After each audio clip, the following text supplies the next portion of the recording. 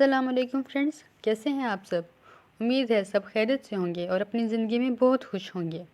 Friends, آج میں جو آپ کے لیے ویڈیو لے کر آئی ہوں وہ ہے مشہور ریاضی دان البیرونی کے بارے میں۔ فرینڈز، وہ لوگ جنہوں نے سائنس پڑھ رکھی ہے وہ البیرونی کو بخوبی جانتے ہوں گے۔ جنہوں نے سائنس نہیں پڑھی ان کے لیے یہ ایک نئی انفارمیشن ہوگی۔ فرینڈز، یہ جو کھنڈرات آپ دیکھ رہے ہیں یہ ایکچولی البیرونی کی لیبارٹری ہے۔ یہ کھنڈرات ضلع جہلم کے شہر میں واقع ہیں۔ یہ کوئی عام کھنڈرات نہیں، یہ 10ویں صدی کے مشہور سائنسدان البیرونی کی لیبارٹری ہے۔ جیسا کہ میں نے آپ کو پہلے بتایا کہ البیرونی جس میں انہوں نے ان پہاڑوں کی چوٹیوں کا استعمال کر کے زمین کی کل پیمائش کا صحیح اندازہ لگایا اور ہم سب کو بتایا۔ البیرونی کے مطابق زمین کا قطر یعنی ڈایا میٹر 3928.77 تھا، جبکہ موجودہ ناسا کی ایجادات اور کیلکولیشن کے مطابق یہ قطر یعنی ڈایا میٹر 3847.80 ہے، یعنی صرف اور صرف 81 کلومیٹر کا فرق ہے۔ اور یہ پیمائش البیرونی نے کئی سو سال پہلے ہی ہمیں بتا دی تھی۔ البیرونی کی لکھی ہوئی 250 سے زیادہ کتابیں ہیں۔ وہ محمود غزنوی کے دربار سے بھی منسلک رہے۔ افغان لشکر کے ساتھ کلر کا ہار آئے، افغانیوں نے البیرونی کے ڈیزائن پر ان کو یہ لیبارٹری بنا کر دی۔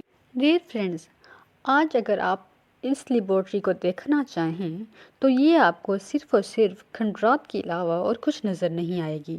اس کی وجہ یہ ہے کہ ہم نے اپنے ورثہ کی حفاظت نہیں کی، اور حفاظت نہ کرنے کی وجہ سے یہ صرف مٹی کا ڈھیر بن کر رہ گئے ہیں، اور امید ہے بہت جلد اگر ان کی حفاظت نہ کی گئی تو یہ ڈھہ بھی جائیں۔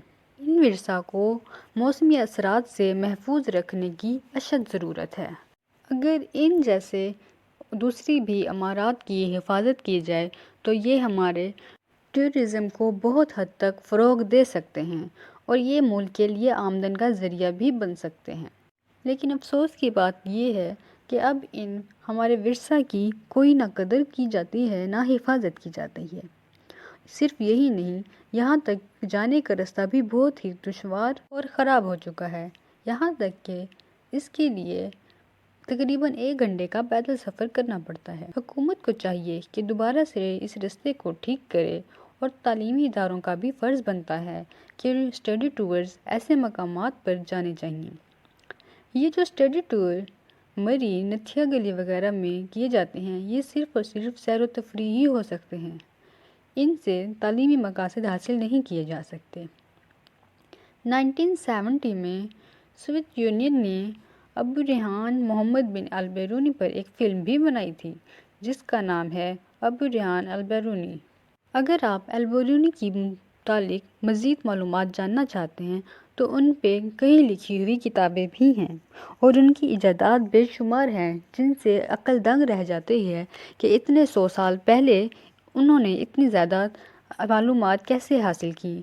فرینڈز، البیرونی کی وفات 1050 میں افغانستان میں ہوئی اور وہ وہیں پہ آسودہ خاک ہیں۔ فرینڈز، اب یہ ہمارا فرض بنتا ہے کہ ہم اپنی حکومت کے ساتھ مل کر ایسے ٹورسٹ مقامات کو فروغ دیں، اور وہ لوگ جو کسی تعلیمی ادارے میں تعلیم حاصل کر رہے ہیں وہ بھی اپنی انتظامیہ کو یہ کہیں کہ ہمیں اس طرح کی معلوماتی جگہ پہ ضرور لے کر جایا کریں، تاکہ تفریح کے ساتھ ساتھ ہماری معلومات میں بھی اضافہ ہو اور ہمارے ورثے کا بھی خیال رکھا جا سکے۔